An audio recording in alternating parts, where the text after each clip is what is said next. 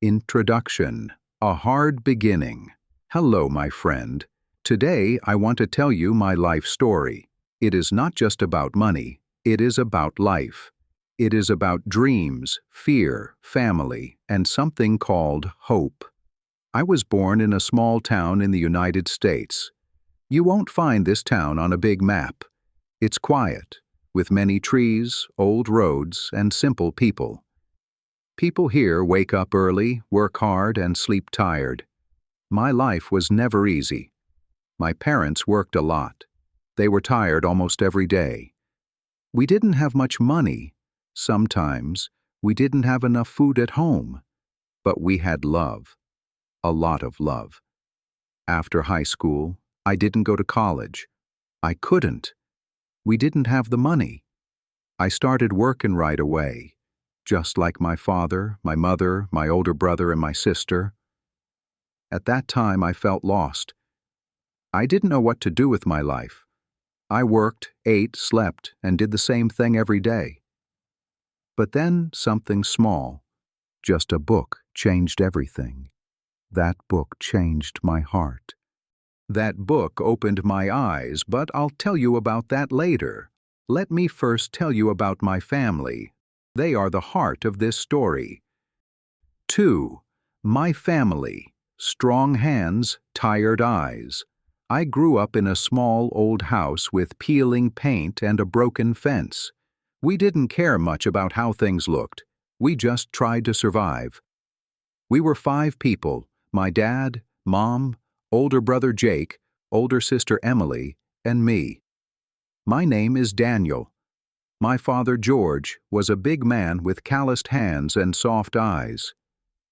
He worked at the local factory for over 30 years.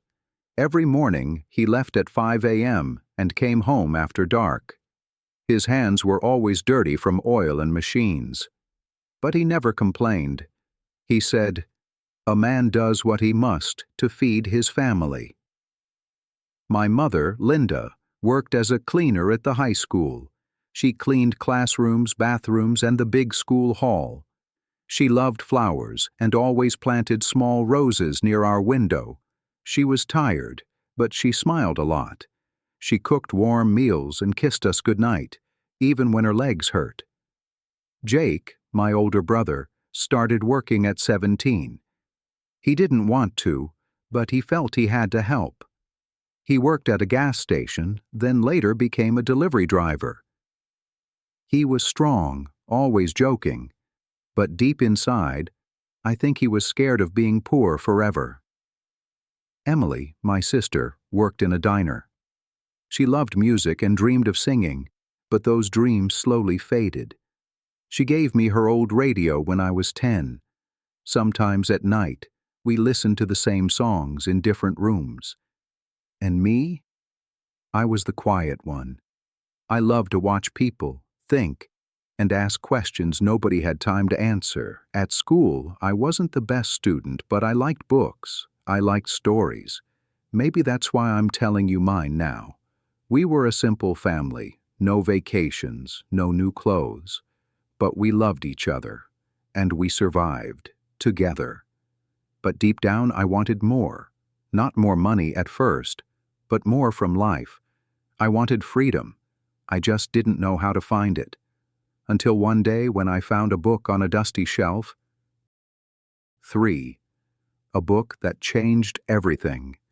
One cold evening in winter, I was helping my neighbor clean out his garage. He was an old man named Mr. Collins. His wife had passed away, and he didn't have children. He gave me $10 for helping, but before I left, he said, "Wait, Danny, take this too, you might like it." He handed me a small book. The cover said, "Rich Dad, Poor Dad" by Robert Kiyosaki. I looked at it. It didn't seem special, just another book. But when I got home, I opened the first page, and I didn't stop reading. That night I read for hours. The house was quiet. My parents were asleep. But inside my head, something loud was happening. A voice said, "You can do more. You can live smarter. You don't have to follow the same path. The book talked about money, but not in the way I learned at school. It talked about working for money and about making money work for you. It talked about investing, about saving, about financial freedom. I couldn't sleep. I felt like my brain was on fire. The next morning, I looked at my bank account. I had $112. That was all. But I told myself, I will change. I will save. I will invest. From that day, I started a new life. I didn't have college. I didn't have rich parents. But I had a new way of thinking. I made 3 rules for myself. Always save a part of my paycheck. Never waste money on things I don't need. Learn about money every day. I got a small notebook. I called it My Money Book. Every time I got paid, I wrote down how much I saved. At first, I saved only $20 or $30 a month. It felt slow, too slow. But I kept going. At age 21, I still lived with my parents. I worked long hours at a warehouse. The job was hard. My back hurt every evening, but I was focused. When my friends went to parties, I stayed home. When they bought new phones, I didn't. People laughed. Some said I was boring. Some called me the money guy. I didn't care. I read more books. I watched videos online. I learned about something called the S&P 500. It was a group of the 500 biggest companies in the U.S. People said it was safe. I didn't understand everything, but I started small. I used a simple app to invest $50. It felt like planting a seed in the ground. Small, invisible. But I believed it would grow. Year after year, I saved and invested. I didn't stop. When I got a better job at 25, I saved even more. When I moved into a small apartment at 27, I still lived simply. No big TV, no new car, just peace, a notebook, and dreams. And slowly, my life began to change. 4. Small seeds, big trees, the power of time. At age 30, I looked at my investment account. I had saved and invested for almost 10 years, and there it was, $43,000. I smiled, not because of the number, but because of what it meant. I had done it. I had created something, not fast, not easy, but real. By now, I knew the power of compound interest. Let me explain it in a simple way, the way I understood it. When you put money in a safe place, like an index fund, it grows. And next year, it grows again. Not just from your money, but from the money it already made. It's like a snowball. Small at first, but as it rolls, it grows bigger and bigger. This is how rich people get richer. They use time. They use patience. At 35, I had $120,000. I didn't have a fancy house. I didn't show off. But inside, I felt free. I could quit my job if I wanted. I didn't, because I liked working. But now I worked because I chose to, not because I had to. At 40, I started helping my brother and sister. I helped Emily open a small bakery. I showed Jake how to invest in the S&P 500 too. My parents cried when they saw me pay off their house. I didn't become a millionaire overnight, but I became something better, calm, free, and happy.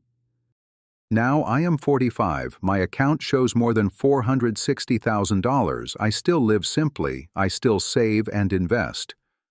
I teach kids in my town about money. I show them the book that changed my life. And now, I'm telling you. 5. Lessons I learned. The truth about money. When I was a boy, I thought rich people were lucky. I thought they were born rich. But I was wrong. Now I know something very important. You don't need to be rich to build wealth. You just need time, patience, and a plan. I want to tell you what helped me the most. Maybe it will help you too. Save first, spend later. Most people spend their money first and save what is left. But that never works. The secret is this: save first, even if it's just $10. Then spend what is left. I did this for years, and it worked. Use the power of compound interest. This is the strongest money magic I know. Let's say you invest $100. After 1 year, you get $10. Now you have $110. Next year, you get 10% of $110, not $100. Now you have $121. And it grows more and more every year. After many years, the money works harder than you do. It becomes your partner. Invest in safe, simple places. I didn't buy risky things. No fast money tricks. I put my money in index funds, like the S&P 500. This means I own small parts of big companies like Apple, Google, Coca-Cola. When they grow, I grow too. You don't need to be an expert. You just need to start. Even a little is enough, if you give it time. Learn about money every day. Money is not just numbers. It's knowledge. It's mindset. I read books. I watched videos. I asked questions. I changed the way I think. That is how I changed my life. 6. Final words. You can change your life too. Today, I live in peace. I don't fear bills. I don't fear the future. And I want you to know you can do this too. You don't need a lot of money to begin. You just need a decision, a small step, a little patience, and one day, your future will thank you. I am not special. I'm just a small-town guy with a notebook, a library card, and a dream. If I can do it, so can you. So start today. Open a notebook. Write your first plan. Save your first $10. Open a simple investment account. Watch your money grow, little by little. Believe in time. Believe in yourself. And maybe, one day, you'll tell your story too. Thank you so much for listening to my story. I hope it touched your heart and gave you something to think about. If you enjoyed this story, please give it a like. Subscribe to the channel for more real and emotional stories in easy English. And if you know someone who needs to hear this, maybe a friend, a brother, or your own child, please share it with them. Keep learning, keep growing. And remember, every great tree starts as a small seed. See you in the next video.